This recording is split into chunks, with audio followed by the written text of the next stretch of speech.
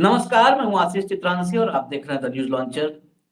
आज सुबह सुबह शैलजा के घर के बाहर मनोहर लाल खट्टर नजर आए। फिजिकली नहीं, जुबानी, मानसिक रूप से वहां मौजूद थे।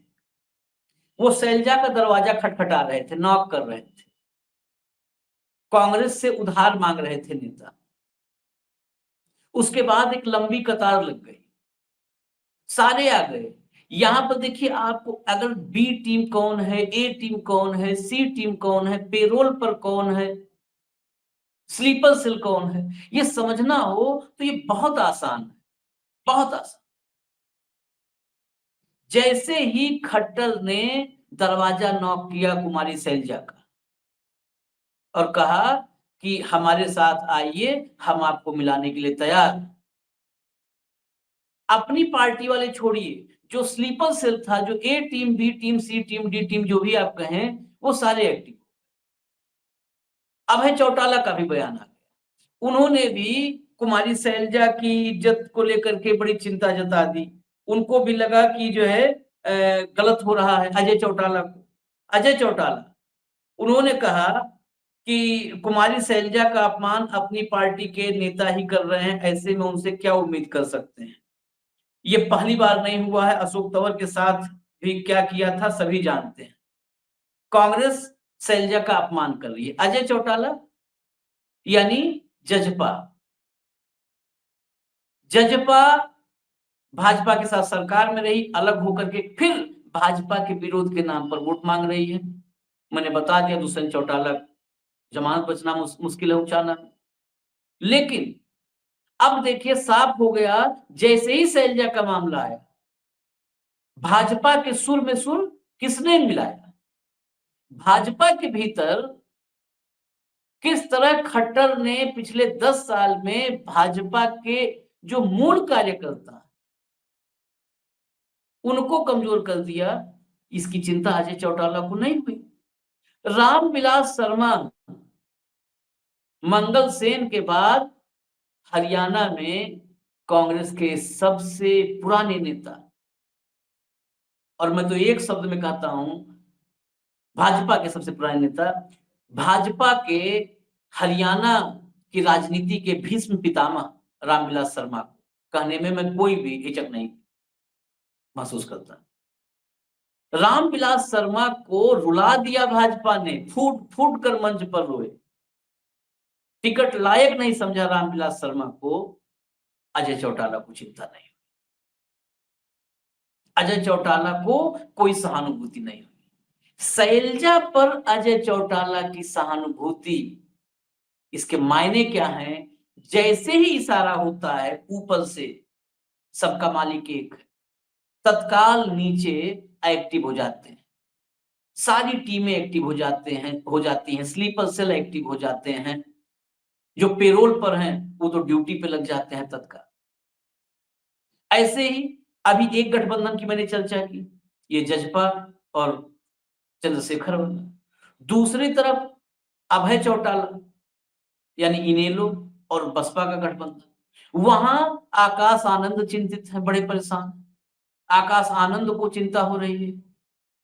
आकाश आनंद को उन बसपाइयों की कभी चिंता नहीं हुई जिन बसपाइयों को बहन जी ने पैदल कर दिया। कांसीराम के मूवमेंट से जुड़े हुए कितने नेता ऐसे हैं जो आज बहन जी के साथ हैं, मूवमेंट से जुड़े। कांसीराम के मूवमेंट की मैं बात कर रहा हूं, मायावती के मूवमेंट की नहीं। कांसीराम के मूवमेंट से जुड़े कितने ऐसे लोग हैं, आकाश आनंद को नाम एक बार बताना चाहिए, शायद उनको नाम पता भी ना हो, जो आज बहन जी के साथ हैं। कभी उनकी भी फुर्सत से खबर ले लेते कि आप लोग कांसीराम साहब के साथ सामाजिक न्याय की लड़ाई लड़े, आज कहां आप हैं, आपको कहां पर बुआ ने पहुंचा दिया, कभी उसकी खोज खबर ले लेते।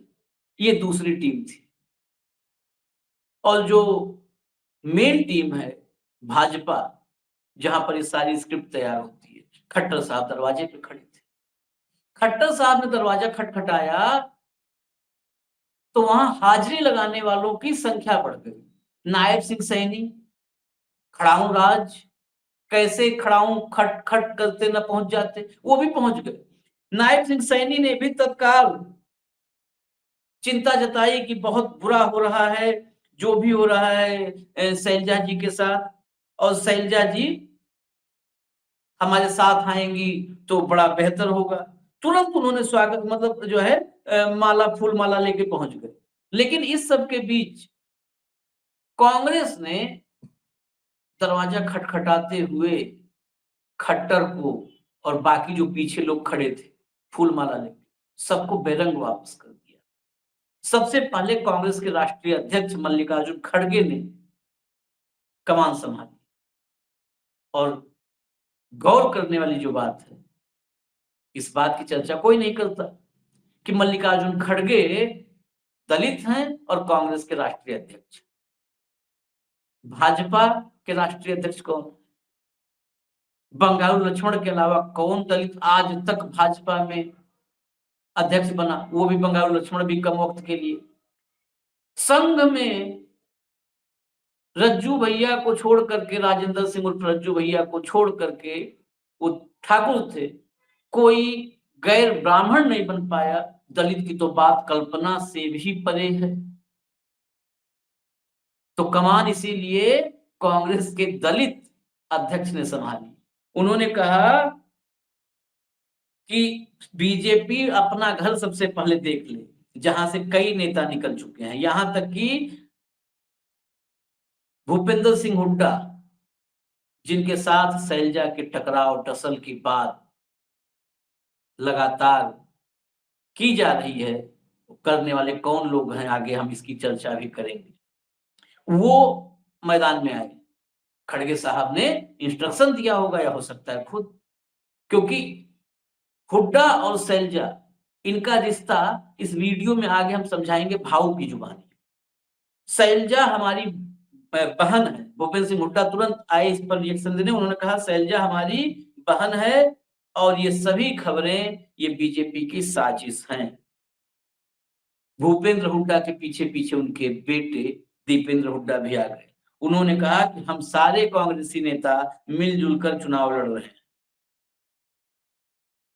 और जब एक लाइन से अब बस शैलजा की एंट्री बची है, बाकी सबने तो वहां से दरवाजे से दूर कर दिया। अब चौराहे पर कहीं खड़े होकर के इंतजार कर रहे होंगे, वो चौराहा जिस चौराहे पर शैलजा के घर का रास्ता आकर मिलता है, वहां चौराहे पर कहीं इंतजार कर रहे होंगे। कोशिशें जारी हैं, शैलजा आए ना आए, मतदाताओं में भ्रम फैलाएं, वो कोशिश जारी है। इस वीडियो में इसके बाद मेरी बात खत्म होते ही भाऊ के साथ रिकॉर्डेड वो पोर्शन आपको सुनाएंगे, जिसमें भाऊ ने शैलजा और हुड्डा के रिश्तों पर पूरा का पूरा जो पुराने रिश्ते हैं वो रिश्ते कैसे थे वो पूरा खुलासा किया। इसके अलावा शैलजा पर आपत्तिजनक टिप्पणी करने वाले लोग कौन थे, उस पर भी उन्होंने भीतर की बात बताई। और भीतर खाने हुड्डा क्या चाहते हैं, शैलजा की जिद किसके लिए नुकसानदेह, ये भी इसमें बता रहे। आप सुनिए भाव की बात आगे।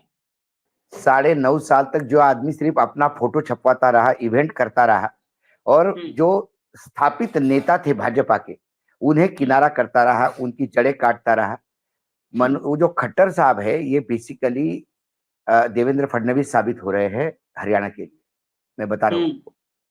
देखिए, शैलजा की इतनी चिंता थी और दलित बेटी की इतनी चिंता थी, तो जब अब हाल ही में लोकसभा में जब शैलजा लड़ रही थी, तो उसके खिलाफ उम्मीदवार ही नहीं उतारते। बोलते ये दलित बहन हमारी चुन के जाए, सांसद में हमें अच्छा लगेगा, एक दलित चेहरा होगा, इसलिए हम उसके खिलाफ उम्मीदवार नहीं उतार रहे। आपने शैलजा को लोकसभा में हराने का भरकस प्रयास किया और कांग्रेस ने जितवाने का, शैलजा जी जीत गई। अब इसमें मामला क्या हुआ, आशीष मैं बताता हूं। शैलजा और हुड्डा, इनके बीच में काफी सालों से अनबन है। ये बात अलग है कि एक समय ऐसा भी था कि शैलजा और हुड्डा जी की इतनी गहरे अच्छे संबंध थे कि हुड्डा जी की घर की एक शादी शैलजा के कोठी से हुई। मतलब हुड्डा जी यदि सिगरेट ज्यादा पीते थे तब, और हुड्डा जी ने एक पैकेट हाथ में रखा, तो धीरे से कोई परिवार का आदमी हो या हुड्डा जी को प्रेम करने वाला हो, वो शैलजा जी को इशारा करता था कि बहन जी देख लीजिए। तो हुड्डा जी के हाथ से सिगरेट का पैकेट उठा के फेंकने की ताकत एक ही इंसान में थी, वो थी शैलजा। और वो बोलती थी कि भाई साहब आपको अपनी चिंता नहीं है, हम लोगों को आप चाहिए, फालतू की बात मत करिए, खबरदार पैकेट को हाथ लगाया तो। ये संबंध थे। संबंध गड़बड़ कहाँ हो गए? इसमें दोनों तरफ से है, मैं ये नहीं कहता कि शैलजा की ही गलती। पूरा साथ देने के बाद शैलजा जी का जो कहना है, मेरी भी बात हुई उनसे, उनका ये कहना है कि जब हुड्डा जी मुख्यमंत्री बनते तो कोई ना कोई एक दलाल साथ में रखते, और वो दलाल पार्टी के बाकी लोगों को अलग करते। उनका इशारा विनोद शर्मा की तरफ था। अब उन्होंने क्या कहा, मैं विनोद शर्मा को, अब पॉलिटिकल आदमी है वो, दलाल तो हम नहीं कह सकते, लेकिन विनोद शर्मा पूर्ण रूप से डिफेक्टो चीफ मिनिस्टर बन के 10 साल तक काम करते रहे। तो ऐसे में पार्टी के जो लोग थे वो साइड को हो गए। विनोद शर्मा जी तो बिजनेसमैन है, उन्होंने जब हुड्डा की चलती थी तो हुड्डा के साथ बिजनेस किया, अब वो बीजेपी के साथ बिजनेस कर रहे हैं, वो भाजपाई हो गए। तो उसके वजह से ये दूरियां बढ़ गई। लेकिन अब जब दूरियां कम होने का प्रयास सभी कर रहे हैं, कांग्रेस आला कमान से लेके सब, और हमको लग रहा था कि ये दूरियां पूरी हो गई, इतने में एक गेम प्लान हुआ। मैं इसको गेम प्लान इसलिए कहता हूं कि 2-4 लड़के थे जिन्होंने शैलजा के बारे में अपशब्द कहा, और सबदूर प्रसारित किया भाजपा वालों ने कि कांग्रेस के हुड्डा के समर्थकों ने ये कहा। अब वो जो वीडियो है उसमें वो जो बोल रहे हैं वो ना कांग्रेस के मेंबर है ना कोई ऑफिस बेयरर है, वो कांग्रेस की सदस्यता तक नहीं है उनकी। लेकिन जिस हिसाब से इसको प्रचारित किया गया, ये यकीनन शैलजा के दिमाग खराब करने के लिए किया गया, या ये मैसेज दिया गया कि हुड्डा जी के लोग हैं, हुड्डा जी के लोग हैं। हुड्डा जी ने एक रैली में संबोधित करते हुए ये कहा उसके बाद तुरंत कि शैलजा जी मेरी बहन है, और हमारी बहन के खिलाफ अपशब्द बोलने वालों को इस पार्टी में जगह नहीं।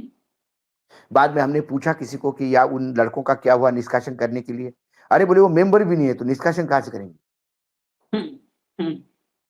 ये मुझे कहीं ना कहीं संदेश खाली वाले मामला दिखता है। याद है आपको वहां क्या संदेश खाली में बिल्कुल ममता बनर्जी को विलन बनाया था, बाद में पता पड़ा ये इन्हीं के वीडियो बनाए हैं, और वो सारा मामला ठुस हो गया फिर। लेकिन भाई 2 महीने तो ममता जी को जोर करवा ही दिया। पूरे पूरे देश में एक दलित और मुसलमान के फेवर में और दलित विरोधी एक चेहरा तो बना ही दिया था। तो अब एकाएक खट्टर जी को बहुत ज्यादा चिंता हो रही है। खट्टर जी को दलितों की चिंता हो रही है तो जरा यूपी में झांक के देखे, वर्तमान में केंद्र में मंत्री है ना, अब तो पूरे भारत के मंत्री है, तो दलित की जाके देखिए। कांग्रेस ने जिस दलित को अध्यक्ष बनाया उसका मजाक उड़ाते हैं आप, तब आपको दलित नहीं समझ में आता। बाबा साहेब आंबेडकर की संविधान किसी काम का नहीं, ऐसे बोलने वाले लोगों को आपके अपने साथ रखते हो, आर्थिक सलाहकार समिति के अध्यक्ष बना के। जो नेता ये कह रहे थे कि ये संविधान बदलना पड़ेगा, बाबा साहेब आंबेडकर का लिखा हुआ, उनके खिलाफ खट्टर साहब ने अभी तक कुछ नहीं बोला। ये रणनीति के तहत है। हालांकि शैलजा जी का ये बड़प्पन होता कि यदि शैलजा कहती कि नहीं हुड्डा जी ने भी कह दिया और मेरी पार्टी मेरे साथ है, ऐसे छिचोरों के कमेंट से मुझे फर्क नहीं पड़ता, मेरा कद बहुत ऊपर है। ये तो किसी को भी 5,000 रुपए देके शैलजा जी के बारे में गलत फहमी, गलत वो पहले हुड्डा जिंदाबाद के नारे लगा दो और शैलजा को 4 गाली दिलवा दो, हो गया वीडियो आपका। आपको ये चाहिए बोल्ड कौन रहा है, वो मायने रखता है। कोई छिचोरा रास्ते से चला देगा कि भाई अशोक वानखेड़े को पत्रकारिता नहीं आती और मैं उसको पत्रकारिता समझाने के लिए उसके पीछे पड़ू। आपने देखा होगा जब भी कोई कार्यक्रम आते हैं उसमें 1000 यदि कमेंट हो तो उसमें 10 कमेंट ऐसे भी होते हैं जो 1.5 रुपए पर कमेंट वाले होते हैं, हम उनको जवाब तक नहीं देते। हाँ, कल अरुण शोरी जी ने मुझे कहा, उस बुलंद के पत्रकार ने कहा कि Ashok Wankhede you are not a journalist, तो मैं सीरियस हो जाऊंगा, मैं जाके पूछूंगा सर मेरे से गलती कहाँ हुई। ऐसा ही एक किस्सा मुझे यदि 30 सेकंड हो तो मैं थोड़ा सा लाइट वेट में बता दूं। सुबह सुबह का समय है। बिल्कुल बाबू। एक हमारे यहाँ इंदौर में सर हुकुमचंद सेठ हुआ करते थे। उनको सर उपाधि उस जमाने में अंग्रेजों में दी थी और वो इंडिया के कॉटन किंग माने जाते थे। लंदन में कॉटन का बाजार उनके एक हुंकार से बदलता था, क्योंकि पूरा भारत का कॉटन उनके पास था। वो इतने बड़े लोग थे कि बिरला जी ने पहली जूट मिल जब शुरू की, तो उसका फाइनेंस देने वाले हुकुमचंद थे। हुकुमचंद की हुकुमचंद मिल भी थी। अब उस मिल में हो गया कुछ, तो भी वो यूनियन तो तब भी थी, आजादी के पहले की बात कर रहा हूं मैं, तब भी यूनियन हुआ करती थी। तो वहाँ जो लोकल यूनियन थी, उन्होंने कहा कि हमको और तनख्वाह, दिवाली का कुछ बोनस वोनस चाहिए या तनख्वाह बढ़ा के चाहिए। तो उन्होंने कहा कि कोई नहीं, जो है उसी में काम करो। तो वो अपने टांगे पे एक भोंगा लगा के, जो नेता है, पूरे शहर में घूमता था। तो हुकुम सेठ दिवालिया हो गयो, हुकुम सेठ दिवालिया हो गयो। तो शाम को लोग, गणमान्य नागरिक हुकुम सेठ जी के मिलने आते थे, चाय पीने आते थे शाम को। तो वहाँ इंदौर में क्लॉथ मार्केट बहुत बड़ा मार्केट है। नॉर्थ इंडिया और सेंट्रल इंडिया, साउथ इंडिया के बीच का सेंटर है। बहुत बड़ा ट्रेड है, करोड़ों रुपए का, अब्जों रुपए का। फिर वहाँ के जो बड़ी गणमान्य व्यापारी थे, वो भी बैठे थे। उनमें एक ने कहा कि कई कह रही हो सेठ जी, उसको मुँह बंद कर दो, उसको जो चाहिए दे दो ना उनको। पूरे शहर में बदनामी कर रहा है कि हुकुम सेठ दिवालिया हो गए, हुकुम सेठ दिवालिया हो गए। तो हुकुमचंद सेठ ने हंसते हुए कहा, बिरला बोलियो तो जानू, मुझे दिवालिया बोलने वाला कौन है? बिरला जी मुझे दिवालिया बोले तो फिर मैं जवाब दूं कि मैं क्या हूं। लेकिन कोई भी रास्ते का उठा सुठा यदि मुझे बोलने लगा, हर एक को तिजोरी खोल के तो दिखा नहीं सकता ना। तो ये नेताओं को भी देखना चाहिए, क्या इसमें राजनीतिक फर्क है? अभी देखिए, अभी जैसा आप तो हरियाणा में हैं, जो देख रहे हैं। यदि आप 2024 के लोकसभा के भी नतीजे किए, तो जहां 10 में से 5 सीटें बीजेपी हार गई। क्यों हारी? क्योंकि जाट और दलित वोट इकट्ठा कांग्रेस को चला गया। और ये जो 5 जीती है बीजेपी, उसमें से 3 सीटें कांग्रेस ने दिलवाई है, कांग्रेस की गलती से। नहीं तो ये 8-2 का मामला होता। तो दलित बाय एंड लार्ज कांग्रेस के साथ है अभी। तो और जाट है, तो इनको तोड़ने के लिए बीजेपी ने कोई कसर नहीं छोड़ी, क्योंकि बीजेपी को पता है इतने 10 साल के कुशासन के बाद तो जनता साथ नहीं देगी। लेकिन प्रयास तो करना है। जब जनता साथ नहीं देगी, तो जनता का वोट डिवाइड करो। जब वोट डिवाइड एंड रूल, आप वोट डिवाइड करोगे तो अपनी लाइन बड़ी दिखने लगेगी। तो ऐसे में चौटाला के एक धड़े के साथ चंद्रशेखर को जोड़ दिया, चौटाला के एक धड़े के साथ मायावती जी को जोड़ दिया, ताकि दलित वोट और जाट लोग आप डिवाइड करो, कांग्रेस को डैमेज करो। फिर कांग्रेस के पास एक फेस दलित फेस है, शैलजा जी, फिर उनको ट्रैप में ले लो। अब इतना प्रेम है शैलजा जी को, तो आप शैलजा जी को सीधा मुख्यमंत्री का फेस घोषित करें। बोले कि शैलजा यदि हमारे यहाँ आती तो हम मुख्यमंत्री बनाएंगे। है औकात अपनी, है ताकत अपनी? नहीं है। हाईकमान, लोग कहते कि हाईकमान ने बीच में इंटरवेन करना चाहिए, लेकिन हाईकमान को ये पता है, बोलने वाले बहुत ही छिछोरे लोग थे। कोई बड़े नेता ने किया होता तो उसको पार्टी से निष्कासित कर देते, लेकिन जो पार्टी के मेंबर ही नहीं है, उनको निष्कासित क्या करेंगे? और हुड्डा जी ने इतना कुछ बोल दिया कि मेरी बहन है। अब वीडियो आप देख सकते हो उसका, ये आकाश जी, आप शैलजा की चिंता मत छोड़िए, करिए, आप अपनी चिंता करिए। आपने 2 तीखे बोल क्या बोल दिए लोकसभा में। आपके बहन जी ने आपको पद से हटा दिया।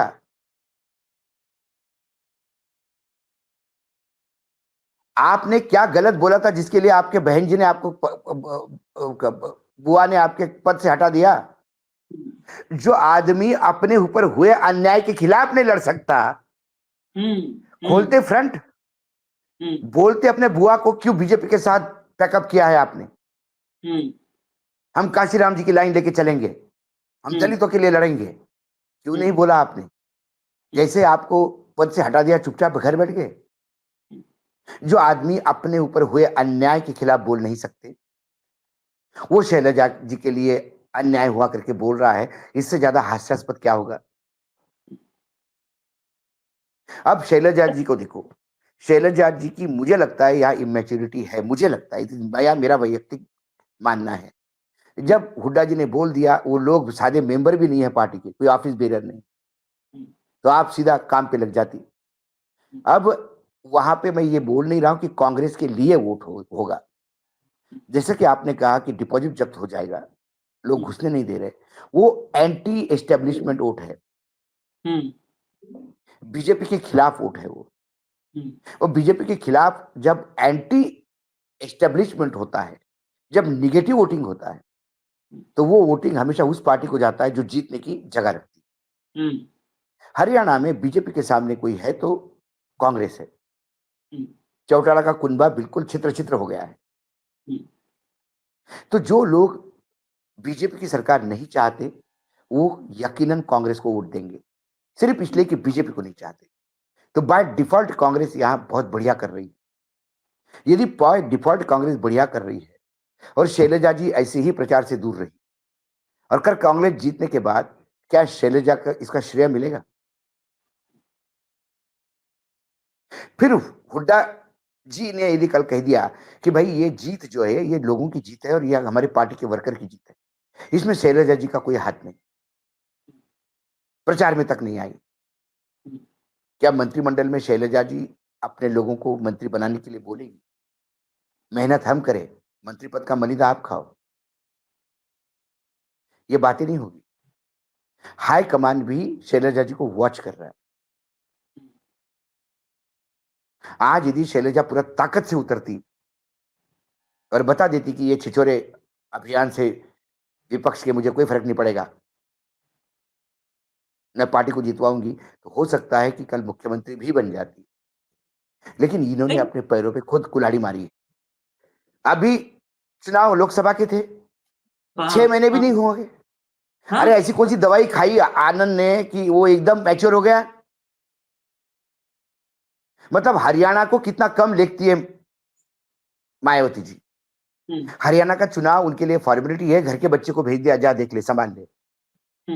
यूपी के लिए तू मैच्योर नहीं है, तू हरियाणा के लिए, क्योंकि छोटा राज्य है, अपना कोई स्टेक भी नहीं है, 1% वोट आया भी तो ठीक है, जाओ खेलो, जैसे बच्चों को खेलने के लिए देते हैं खिलौना। ये गाड़ी चलानी नहीं आती है, टूटी हुई गाड़ी लेके जाओ, के ठोक भी दोगे तो ज्यादा नुकसान नहीं होगा, जब गाड़ी सीख लोगे तो बड़ी गाड़ी चलाना। तो ये क्या हरियाणा की भूमि जो कुरुक्षेत्र की भूमि मानी जाती है, जो गीता की जन्मदाता है, जो गीता विश्व का सबसे बड़ा ग्रंथ माना जाता है, उसका अपमान कर रही है मायावती जी इमैच्योर आदमी को भेज के। उसको टेस्टिंग ग्राउंड बना के दिया है आपने कि जाओ मैच्योरिटी का ट्रेनिंग जरा उधर होके जरा कुछ और 2-4 चुनाव ऐसे लड़ो, फिर मैच्योर हो जाओगे। ये कुछ भी नहीं है, ये शुद्ध रूप से बीजेपी की मदद है। आनंद जिसमें हमने देखा था कि ये डूबती हुई नैया है बीएसपी की, उसमें आनंद मुझे एक रोशनी दिखी थी। जिस हिसाब से एग्रेशन से भाषण करते थे, मुझे लगा कि नहीं ये दम है, ये फिर से दलित राजनीति को जिंदा करते हैं। लेकिन मुझे लगता है कि पद से हटाने के बाद आनंद को भी लगा कि मोदी जी के चरण छूने में ही ज्यादा इज्जत है, नहीं तो कहीं के नहीं रहेंगे। तो वो चुपचाप अब मोदी की मदद करने, जिस बीजेपी का वो वहां हमलावर थे यूपी में, आज बीजेपी की मदद करने के लिए वो हरियाणा में उतरे हैं। मुझे तो एक जो आदमी लगातार हरियाणा में घूम रहा है, उनने कहा कि उन्होंने सीटें गिनवाई जहां पे बीजेपी के उम्मीदवार, बीजेपी का जो गढ़ है, जहां हमेशा बीजेपी को सीटें मिलती है, वहां पे गांव में नहीं घुस रहे। बोले बीजेपी के गढ़ में यदि गांव में घुसने नहीं दिया जा रहा है, तो ये सिंगल डिजिट पे आ गई बीजेपी, तो आश्चर्य नहीं होगा। ये उस पत्रकार का कहना था। तो मैंने बोला नहीं, आज मुझे तो उनने सीटें गिनवाई।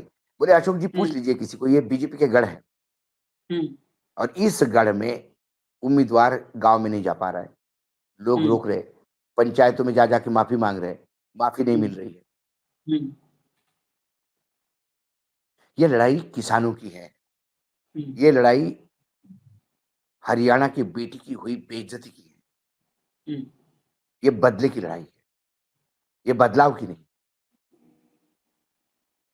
बदलाव तो इस बदले के चक्कर में हो रहा है, हम्म। और जो बदलाव में जो बेनिफिशियरी है, जिनको फायदा हो रहा है, उनके लिए बड़ा टास्क है। जिन लोगों ने ये बदलाव किया, उनकी कितनी केयर वो कर पाएंगे आने वाले सालों में जब सत्ता में बैठेंगे, उनके लिए प्रायोरिटी का टास्क वो होगा। लेकिन अच्छा। जब ये सारा चीज आपको भरी हुई थाली आपके हाथ में है, हम्म। तो आपको जाके बस टेबल पे, डाइनिंग टेबल पे बैठना ही है ना। हम्म। और यदि आप डाइनिंग टेबल पे नहीं बैठ रहे हो, शादी में फूफा बन रहे हो, तो फूफा पे, शादी में जो फूफा नाराज होता है, उससे शादियां नहीं रुकती। हम्म। शादी का प्रोसेस चलता रहता है। एक टीम फूफा जी के पास बड़ी रहती है कि अरे भाई समझा करो। अच्छा भाई, दूल्हे का बाप आके माफी मांग लेगा, अच्छा चाचा भी माफी मांग लेगा, चलो ठीक। और किसने को वो आपको पानी देने में देरी की, उसको भगा दिया हमने, चलो ठीक है, अब तो जरा आ जाइए। और फिर फूफा देखता है कि सब लोग मनाने के लिए आ गए, फिर फूफा जाता है। तो शैलजा फूफा ना बने, ये क्योंकि मैं एग्जैक्टली आप हाँ। शैलजा में मैं राजनीतिक भविष्य देखता हूँ। हम्म। युवा है, दलित है, पिताजी की विरासत है, स्वयं का एक अच्छी पकड़ है, हम्म। लेकिन फिर वो सुरजेवाला जैसे बीजेपी के स्लीपर सेल के साथ उनके इन्फ्लुएंस में आके यदि ये काम कर रही है, हम्म। तो जो बीजेपी अशोक तंवर को, तुम्हारी पार्टी के अध्यक्ष थे, तुम्हारे हम्म। खिलाफ लोकसभा चुनाव लड़ा था, हम्म। एक चुनाव हार के डंप कर देते हैं, यूज एंड थ्रो कर देते हैं, वहां जाने के पहले 3 बार सोचे।